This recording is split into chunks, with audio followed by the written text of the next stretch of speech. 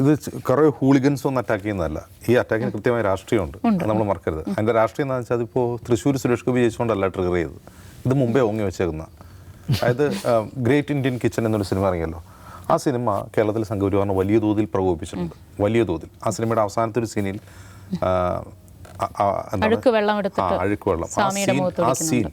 ആ സീൻ സംഘപരിവാറിനെ വലിയ തോതിൽ പ്രകോപിപ്പിച്ചിട്ടുണ്ട്. അതിനുശേഷം നിമിഷ സജൻ അല്ലാത്ത പക്ഷം എന്താണ് സംഘപരിവാറിന് വലിയ പ്രശ്നമുള്ള ഒരാളായിരുന്നില്ല. കാരണം അവരുടെ ഒരു പടമുണ്ട്, ഈട എന്ന് പറഞ്ഞ സിനിമയുണ്ട്. ഈട എന്ന് പറഞ്ഞ സിനിമ കണ്ണൂരിലെ എന്താണ് CPM RSS സംഘടനത്തിൻ്റെ കഥ പറയുന്നതാണ്.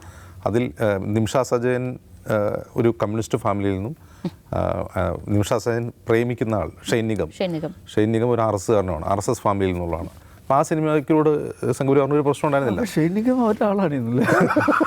അപ്പോൾ ഈ സിനിമ ഇറങ്ങി ഈ ഗ്രേറ്റ് ഇന്ത്യൻ കിച്ചൺ എത്തുന്നവരെ, ഗ്രേറ്റ് ഇന്ത്യൻ കിച്ചൺ ഇറങ്ങുന്നവരെ നിമിഷ സജയനെ പറ്റി സംഘപരിവാറിന് ഒരു പ്രശ്നം ഉണ്ടായിരുന്നില്ല. ഗ്രേറ്റ് ഇന്ത്യൻ കിച്ചൺ ഇറങ്ങിയതിന് ശേഷം നിമിഷ സജയനെ ഡീഗ്രേഡ് ചെയ്യാൻ, ആ ഡീഗ്രേഡ് എങ്ങനെയാണെന്ന് ഓർക്കണം. നിമിഷ സജയനെ കാണാൻ ഭംഗിയില്ല, അവരെ കാണാൻ ഒരു സിനിമാ നടി പോലെ തോന്നുന്നില്ല. ഏത് സമയവും മാലിക്കിലെ അതൊക്കെ എടുത്തിട്ട് ചിരിക്കാത്ത മുഖമാണ്, ഒരു സിനിമയിലും ചിരിക്കുക, എല്ലാ സിനിമയിലും ഒരു ഭാവമാണ് എന്ന് പറഞ്ഞിട്ട് ഇങ്ങനെ വലിയ തോതിലുള്ള ഡീഗ്രേഡിങ് ഈ സംഘപരിവാർ ഹാൻഡിലുകൾ. ഞാൻ പറഞ്ഞല്ലോ, ലവ് ജിഹാദിന് ശേഷം RSSൻ്റെ മറ്റൊരു പ്രൊജക്റ്റാണ് മോളിവുഡ്. അവരത് ആളുകളെ കോർണർ ചെയ്ത് തന്നെ അറ്റാക്ക് ചെയ്യുന്നുണ്ട്, അത്തരം സംവിധായകരെ, അതായത് വോക്കായിട്ടുള്ള സംവിധായകർ. ഇപ്പോൾ ഉദാഹരണത്തിന് പാർവതി തെരുവത്ത്, അതുപോലെ ആ WCCയിലുണ്ടായിരുന്ന ആളുകൾ, അതായത് കുറച്ച് വോക്കാണെന്ന് തോന്നുന്ന ആളുകൾ മുഴുവൻ, റീമ കല്ലിങ്കൽ, ആഷിഖ് അബു, മട്ടാഞ്ചേരി മാഫിയ, ഇങ്ങനെയൊക്കെ പറഞ്ഞുകൊണ്ട് സൈബർ ആക്രമണം നിരന്തരമായി നടത്തുന്നുണ്ട്. അത് RSSൻ്റെ ഒരു പ്രൊജക്റ്റാണ്. നമ്മളതിന് അങ്ങനെ തന്നെ മനസ്സിലാക്കണം. നിമിഷ സജയനോടുള്ള എന്തെങ്കിലും ദേഷ്യം കൊണ്ടല്ല, നിമിഷ സജയൻ അഭിനയിച്ച ഈ സിനിമയോടുള്ള ദേഷ്യം കൊണ്ടാണ്. പിന്നെ ഒന്ന്, നിമിഷ സജയൻ കുറേ കൂടി എന്താണ് പ്രോഗ്രസീവായിട്ടുള്ള രാഷ്ട്രീയം പേർന്നൊരു വ്യക്തി കൂടിയാണ്, അതുകൊണ്ട് അറ്റാക്ക് ചെയ്യുന്നതാണ്. ഇത് നമ്മൾ മറന്നുപോകാത്ത ഒരു കാര്യം, ഈ ദീപിക പദുക്കോണിനെതിരെ പഠാൻ സിനിമ ഇറങ്ങിയപ്പോൾ നടന്ന ആക്രമണം ഓർക്കുന്നുണ്ടോ? ഒന്ന്, അവരുടെ ബിക്കിനിയുടെ കളർ കാവ്യാണ് എന്ന് പറഞ്ഞുകൊണ്ട് കാവ്യ കളറുള്ള ഡ്രസ്സ് ഇട്ട് ഇവിടെ ഐറ്റം ഡാൻസ് ഇറങ്ങുന്ന എത്രയോ ഭോജ്പുരി ഹിന്ദി സിനിമകളുണ്ട്. അതിലൊന്നും ഒരു പ്രശ്നമില്ല. ദീപിക പദുക്കോണിനുള്ള പ്രശ്നം എന്താണ്? JNUവിൽ നടക്കുന്ന പ്രൊട്ടസ്റ്റിൽ അവർ പങ്കാളിയായി എന്നുള്ളതാണ്. അല്ലാതെ വേറെ ഒന്നുമല്ല, ഇതെല്ലാം പൊളിറ്റിക്കലാണ്. അല്ലാണ്ട് ദീപിക പദുക്കോണിന് എന്തെങ്കിലും പ്രത്യേകിച്ച് ദേഷ്യം ഉണ്ടായിട്ടൊന്നുമല്ല. ഈ പ്രൊട്ടസ്റ്റ് ചെയ്യുന്ന ആളുകൾ തന്നെ, ഈ സൈബർ ആക്രമണം നടത്തുന്ന ആളുകൾ തന്നെ ഈ പഠാൻ കാണാൻ വന്നിട്ട് അവിടെ നിന്ന് ഡാൻസ് ചെയ്യുകയും ചെയ്യും. അത് വേറെ കാര്യം. അപ്പോൾ ഇതൊന്നും പ്രശ്നം ഇതാണ്. അതായത് നമ്മുടെ ഫിലിം ഇൻഡസ്ട്രിയുടെ ഒരു സ്വഭാവമുണ്ട്. അതിപ്പോൾ ബോളിവുഡ് ആണെങ്കിലും മോളിവുഡ് ആണെങ്കിലും സെക്യുലറാണത്.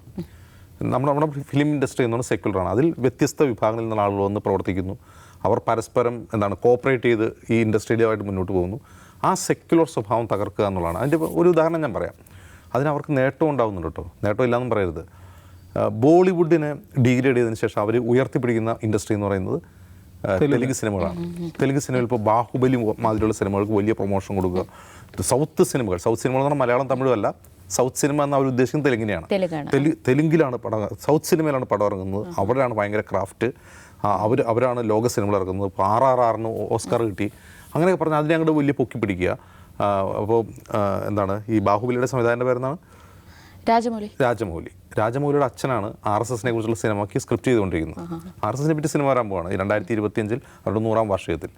അപ്പോൾ ഇങ്ങനെ എന്താണ് തെലുങ്ക് സിനിമകളാണ് ഇന്ത്യൻ സിനിമയുടെ മുഖമെന്ന് ആക്കി തീർക്കുക, അതിനുവേണ്ടി പ്രചാരണം നടത്തുക. അതിനവിടെ ഫലം ഉണ്ടാകുന്നുണ്ട്. 2-3 സീറ്റൊക്കെ കഴിഞ്ഞ ഇലക്ഷൻ കിട്ടിയിട്ടുണ്ട്. അപ്പോൾ ഇതൊരു പ്രൊജക്റ്റാണ്. ഈ പ്രൊജക്റ്റിനെ അങ്ങനെ തന്നെ മനസ്സിലാക്കിയിട്ടുണ്ട്. അല്ലാണ്ട് പിന്നെ നിമിഷ സജയനുള്ള ഇതിൽ ഞാൻ കുറേ കമൻസൊക്കെ വായിച്ചു നോക്കി. അത് സ്വാഭാവികമാണ്. അപ്പോൾ നമുക്കൊക്കെ എതിരെ എത്രയോ കമൻസാണ്. തെറി വിളിക്കുക മാത്രമല്ല, ഗ്രൂപ്പ് ഉണ്ടാക്കി തെറി വിളിക്കുക മാത്രമല്ല, നമ്മളവിടെ കൊണ്ടുപോയി ടാഗ് ചെയ്ത് നമ്മളെ കൊണ്ട് അത് വായിപ്പിക്കും. അവരെവിടെയോ തെറി വിളിച്ച് നമ്മൾ കാണുന്നില്ലല്ലോ. അപ്പോൾ നമ്മളെ കൊണ്ടുപോയിട്ട് അവിടെ ടാഗ് ചെയ്ത് നമ്മളെ കൊണ്ട് തെറി വായിപ്പിക്കുന്ന പണിയുണ്ട്.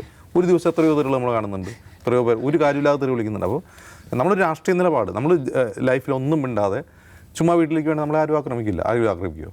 ഇപ്പോൾ എത്രയോ സിനിമാ നടിമാരും നടന്മാരുണ്ട്, എല്ലാവരും പോയി ആക്രമിക്കുന്നുണ്ട്? ഇല്ലല്ലോ. ഒരു അഭിനയിക്കാനൊന്നും അറിയാത്ത ആൾക്കാരെ പോലും എന്തൊരു ക്യൂട്ടാണ്, രശ്മിക മന്ദാന എന്തൊരു ക്യൂട്ടാണ് എന്ന് പറഞ്ഞിട്ട് എത്രയോ പോസ്റ്റുകൾ നമ്മൾ കാണാറുണ്ട്. അവരായാലും ചീത്ത വിളിക്കുന്നുണ്ടോ? ഇല്ലല്ലോ. അപ്പോൾ രാഷ്ട്രീയ നിലപാട് പറയുന്നവരെ ആൾ തിരിച്ച് പറയും. അത് നമ്മൾ നേരിടാനുള്ള കെൽപ്പുണ്ടാവണം, അല്ലെങ്കിൽ നമ്മൾ ഈ പണിക്ക് നിൽക്കരുത്.